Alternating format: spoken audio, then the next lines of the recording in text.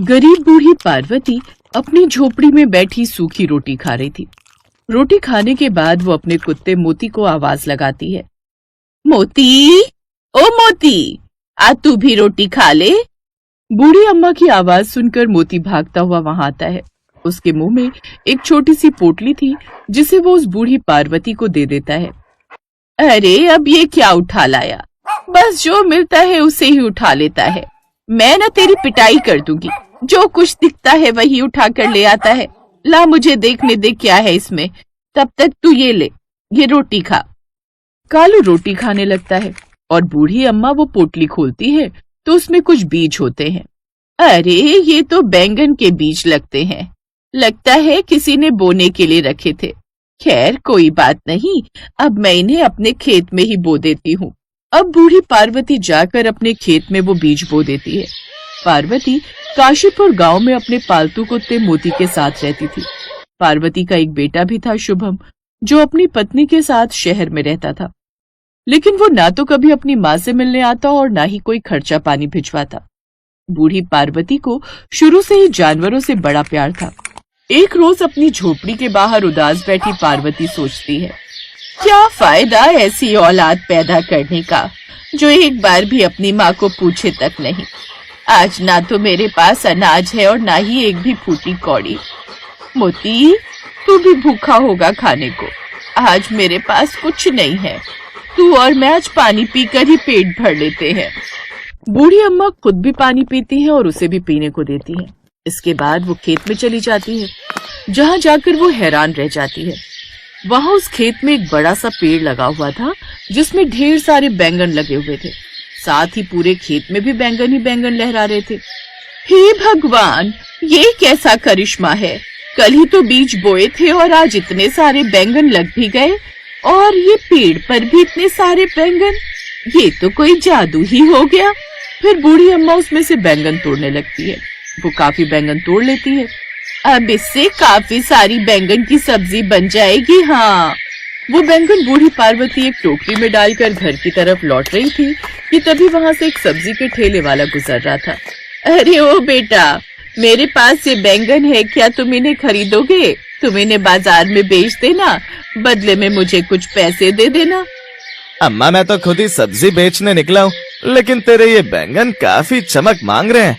देखने से ही पता चल रहा है बहुत अच्छे होंगे, इसीलिए ये ले, तू 120 रुपए रख और ये सारे बैंगन मुझे दे दे। अच्छा ठीक है, ला दे।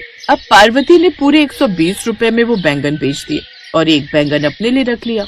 उन बैंगनों को बेचकर जो उसे पैसे मिले उससे वो आटा खरीद कर ले आई। फिर शाम को घर आकर, आज तो हमारे यहाँ भी मोती बैंगन की सब्जी और रोटी बनेगी। बड़े दिनों बाद, कितने समय से हमने सब्जी नहीं खाई। पार्वती अपने और मोती के लिए बैंगन का भरता और रोटी बनाती है। फिर दोनों बड़े मजे से रोटी खाते हैं। अगले दिन पार्वती फिर से खेत जाती है तो फिर से ढेर सारे बैंगन लगे देख बड़ी खुश होती है। ये तो सचमुच कोई जादुई बैंगन लगते हैं जो खत्म ही नहीं हो रहे। ऐसा लगता है कल जितने बैंगन तोड़े थे आज फिर से उतने ही हो गए। अब वो और बैंगन तोड़ कर लाती और फिर से वहाँ से गुजर रहे उस सब्जी वाले को बेच देती है। ले बेटा, आज और बैंगन खरीदेगा? यार, ये बुढ़िया तो रोज पीछे ही पड़ गई है, लेकिन कुछ भी कहो, बैंगन तो इसके काफी अच्छे थे। कल ठेले पर रखते सब बिक गए थे। अच्छा अम्मा, मैं खरीद तो लूंगा, लेकिन ज्यादा भाव नहीं दूंगा। जो मंडी में चलता है उससे आधे भाव में बेचोगी तो बताओ। अब मैं बूढ़ी कहाँ दूर दूर जाकर ये सब्जी बेचूं, इसलिए तुझे जो भी दाम देने हैं दे दे। ठीक है, तो फिर ये लो 50 रुपए। पहले तो वो चुप हो जाती है, फिर उन पैसों को अपने सर पर छुआ कर उस सब्जी वाले से कहती है, तेरा बहुत बहुत शुक्रिया बेटा। हाँ ठीक है ठीक है। वो सब्जी वाला श्यामू बड़ा ही लालची था। वो बूढ़ी अम्मा के बैंगन को तोल में भी कम बताता, साथ ही भाव भी कम देता, लेकिन वो बूढ़ी अम्मा इतने में भी खुश थी। जो भी हो, लेकिन इन बैंगनों की वजह से कम मेरे घर में दाल रोटी तो आने लगी है।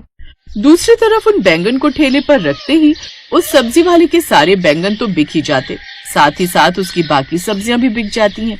लालची श्यामू की सारी सब्जियां घंटे भर में ही बिक गई और वो खुशी खुशी अपने घर लौट आया। वैसे कुछ भी कहो, उस बुढ़िया के ये कोई जादुई बैंगन है, तभी तो ठेले पर रखते ही मेरी सारी सब्जियां बिक जाती हैं। नहीं तो पहले तो सुबह से शाम तक मुश्किल से 1-2 ग्राहक ही आते थे। खैर मुझे क्या, मेरा तो मुनाफा ही मुनाफा है। बुढ़िया को इसके आधे से आधे पैसे देता हूँ, फिर भी कुछ नहीं कहती। उधर शाम को बूढ़ी पार्वती अपने लिए और मोती के लिए बैंगन के पराठे बनाती है, जिससे वो दोनों खुशी खुशी खाते हैं। उधर शाम को सब्जी वाला घर पर अपनी पत्नी से, उस बुढ़िया के बैंगन में जरूर कोई बात है, तभी तो देखते ही देखते बिक जाते हैं। रमा, अब मैं सोच रहा हूँ क्यों ना मैं खुद ही जाकर उसके खेत से सारे बैंगन चुरा लूं, फिर उससे जो भी लाभ होगा वो सीधे सीधे मुझे ही होगा। ठीक कहते हो जी, फिर उस बुढ़िया को वो पैसे भी नहीं देने होंगे। रात को श्यामू पार्वती के खेत में जाता है, जहाँ काफी चमकदार ढेर सारे बैंगन लगे हुए थे। इस बुढ़िया ने बड़े ही अच्छे बीज लगाए हैं। अभी तक 2 बोरी भर चुका हूँ, फिर भी कितने सारे बैंगन अभी बाकी हैं। 2 बोरी और भर लेता हूँ। 4 बोरी बैंगन भरकर श्यामू अपने घर आ जाता है और उन बैंगनों को घर में रख लेता है। फिर अगली सुबह, क्यों रे मोती, रात भर इतना क्यों भौंक रहा था? मुझे ठीक से सोने भी नहीं दिया। शायद तुझे भूख लगी होगी। रुक, मैं जल्दी से तेरे और अपने लिए रोटी बना देती हूँ। फिर मुझे खेत जाकर वो बैंगन भी तोड़ने हैं। सब्जी वाला आता ही होगा। पार्वती जल्दी से दोनों के लिए खाना बनाती है। खाना खाने के बाद वो बैंगन के खेत में जाती है, जहाँ पहले से ढेर सारे बैंगन तोड़कर रखे हुए थे। अरे, इतने सारे बैंगन किसने यहाँ तोड़कर रख दिए? अब इतने सारे बैंगन तो वो सब्जी वाला भी नहीं लेगा। एक काम करती हूँ, इन बैंगन को सड़क किनारे रख लेती हूँ, कोई ना कोई तो खरीद ही लेगा। अब बूढ़ी अम्मा वो बैंगन लेकर सड़क किनारे उन्हें बेचने के लिए बैठ जाती है। उधर सब्जी वाला जब वो बैंगन ठेले पर रखने के लिए निकालता है, तो उस बोरी के अंदर भरे हुए सभी बैंगन सांप में बदल गए थे और बाकी सभी बोरियां खाली थीं। इतने सारे सांप को देखकर वो डर के मारे यहाँ से वहाँ भागने लगा। बचाओ, ये सांप! मैंने तो बैंगन रखे थे, लेकिन ये सांप कैसे बन गए? कहीं उस बूढ़ी अम्मा ने कोई जादू तो नहीं कर दिया? वो भागता हुआ बूढ़ी अम्मा के पास जाता है। उधर बूढ़ी अम्मा के पास एक बड़ी सी गाड़ी आकर रुकती है, जिसमें से एक आदमी उसके ताजे बैंगन देखकर खुश हो जाता है और 5 किलो बैंगन 50 रुपए किलो के हिसाब से लेता है। इसके बाद उसके पास और भी ढेर सारे ग्राहक आते हैं, जिससे उनकी अच्छी खासी कमाई होती है। वो सब्जी वाला आकर उससे माफी मांगता है और उसे सारी बात बताता है।